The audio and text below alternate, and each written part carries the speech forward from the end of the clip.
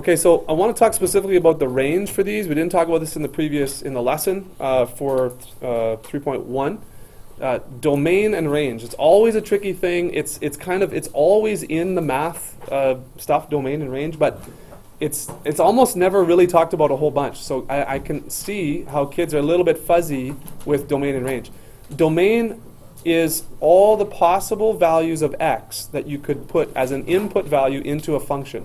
So for example, for these functions here, you can put any x value into the function here and it wouldn't give you a negative value underneath the square root, for example, because that's not allowed. It wouldn't give you a 0 in the denominator, that's not allowed. So the things that aren't allowed, like mathematically, those would be restrictions on the input values, or those would be restrictions on your x values.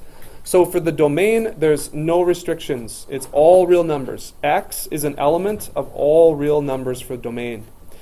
The range now, okay, because if you look over here, look at these parabolas. Because these ones open upward, there is a minimum point. So the range for this red one here, the range is all possible y values that the graph can have. And for the red one here, the range is y can be 2 or greater. You see how the red goes up from 2. So the range is y is greater than or equal to 2. That's the range. For this dark blue one, the range is the r, so you would write it like this. This is for 3.1, right? So you write range is, this is acceptable to me here. You have to use these braces, kind of the funny brackets though. And you could say y is greater than or equal to, and what number was that? For the dark blue one, it is -2. See, the y values are -2 and then above. There are no y values below -2 for this dark blue parabola. So the range, again, is y is greater than or equal to -2.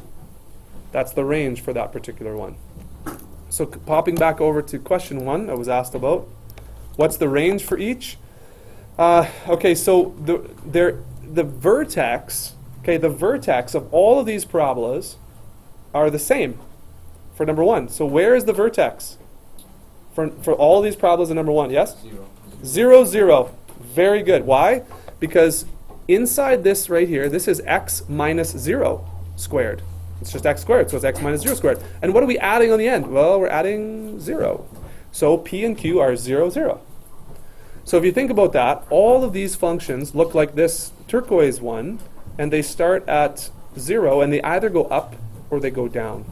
And so the range is greater than or equal to 0 if it opens upwards, or less than or equal to 0 if it opens down. And so these ones have a negative a value, so that means the parabola opens downward. So the range would be y equals, y is less than or equal to 0 for this one and for this one. Okay, does that help for number 1? Yeah. Okay, so again, homework help here for number 1, 3.1. Number 2 was asked about as well. Describe how the graphs of these functions and the pair are related. Then sketch the graph of the second function in each pair. Determine vertex, equation of axis of symmetry, and the domain and range for any intercepts. Okay, so this is a big question, so let's take a look at 2a together and make sure that we're all kind of on the same page with this. So 2a. All right. So how are they related? Okay, y equals x squared. Well, we know some things about y equals x squared. It's a parabola that opens upwards. The vertex is at 0, 0. The width, the opening is normal because a is 1. So that means we go from the vertex over 1, up 1. That's a point. Over 2, and 2 squared is 4, up 4. Okay, over 3 and up 9. Those kind of things we know because it's a normal width. So things that are the same between this one and this one, well, let's see. The width of opening is the same because a is 1 for both of them. All right. Okay, they're related. Am I actually answering the question? Sketch the graph of the second function. Okay, let's do that then. So this, what value is this? What parameter is this? Is it a, p, or q? Okay, so it's not a because a is over here. It's not p because p would be inside any brackets with x, inside the squared part. So this is q, right? And q is, what does q do to the parabola again? Does it move it left, right, or up, down? Up, down. Yeah, it moves it up, down. So this would be, and again, I could show you on Desmos, I could show you graphically, but I will maybe in a minute. But this one is the exact same, except it's moved up 1 unit, okay? So those are bad parabolas, but you get it. It's moved up 1 unit. All right. The equation of the axis of symmetry. So the axis of symmetry is x equals p. It's x equals the x value of the vertex. And so what's the x value of the vertex? Well, if I were to write this in vertex graphing form, this is what it would look like. 1 times x minus 0 squared plus 1. This is technically vertex graphing form, isn't it? So p is what? It's 0. We're not moving the x at all here. So the axis of symmetry is x equals 0. And that makes sense because we have the middle line passing through the vertex and splitting the parabola totally symmetrical side to side is x equals 0. Also remember that equations that are straight up and down are always x equals. Equations that are perfectly horizontal are always y equals, just a number. X equals, just a number. Okay? Okay, and then the domain and range and intercepts. Whoa, you all right? Yeah. Okay, so the domain for quadratic functions, the domain is any real number is possible. So we would go like this. D equals, braces, funny brackets here, x, element, all real numbers. That's just everything is allowed, no problem, because there's no restrictions. But for the range, we understand that there are no y values down here that the function equals, right? So for this one, the range is y is greater than or equal to 0. And this one, the range is y is greater than or equal to what? What did we say? Positive 1. Yeah. So that's the range for the transformed graph here. Intercepts, okay, for this graph here, it's just 0, 0, or x equals 0 for an x-intercept, and y equals 0 for a y-intercept. The intercepts for this one, okay, there's no x-intercepts, because this blue graph here, which is this one right here, does not touch the x-axis anywhere. So there's no x-intercepts. The y-intercept is y equals 1. Okay, y equals 1. Okay? So I realize there's a lot of information to piece this together, but again, the more you study it, the more you work on it, the more you work with it, yeah, you'll get to know these characteristics of the equations. Okay? Questions? No one? So you guys asked about 1 and 2. So 5a is asking you to write the quadratic function in vertex form for each parabola on the graph. So vertex form looks like this. And we know that P and Q are the vertex, right?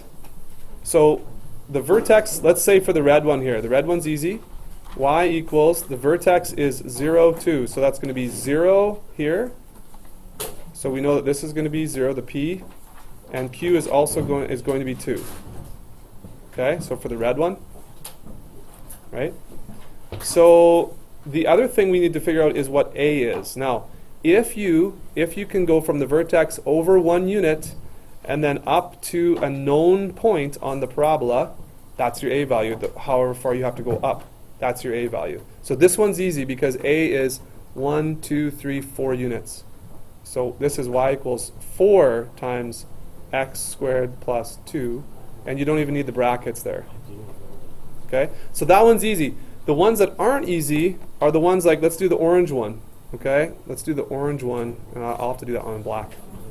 So the orange one, okay?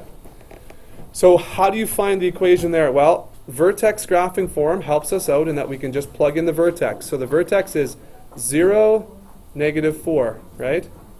So this is x minus 0, all squared, minus 4. We know that, but we don't know A.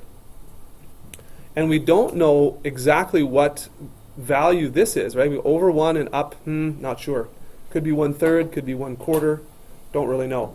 So how you would know that for sure is you would use this known point and you would put the coordinates of that known point, which are 2, negative 3, right? This point is 2, negative 3. You would put that in for the x value goes there, 2, and negative 3 goes in here, and then you solve for A. Okay? So you plug in the vertex into P and Q, and then you plug in another known point, any other known point on the graph, and then you solve for A. So let's use this 2, 3, or negative 3. So we're going to have negative 3 equals A. I don't know what A is. I'm finding A. X is 2, and then P and Q are there. Okay? So then what we do is we solve for A. So let's add 4 to both sides. And you get 1 equals 2 minus 0 squared is 4, right? 4A. So that's 4 times A equals 1. So A is 1/4. So the equation then for this orange one looks like this. Y equals A is 1/4. And we have X minus 0. And you can just write it like this. I don't care. It's nice to see. You know, you can have the 0 there. But that's kind of what it looks like. Simplified would be just looking like this. Y equals 1/4 x squared minus 4. Okay? So that's how you come to the equations there. Good? Any questions? All right. So yeah, the question was, can we use a different coordinate? Let's use this one. This is negative 4, 0. So negative 4, 0. And you should get the same A value. So let's go back to this point here. And let's do the Y is 0. The X is negative 4. Okay? So what do we got here? Now we have, this is right here. Okay, so we have, let's add 4 to both sides. So we have 4 equals, what's negative 4 plus 0 is negative 4 squared is 16. So we have 16A. So A is 4 over 16, which simplifies to 1/4. So yeah, they would both give you the same A value. Any known point on the same parabola should give you the same A value there. Good question.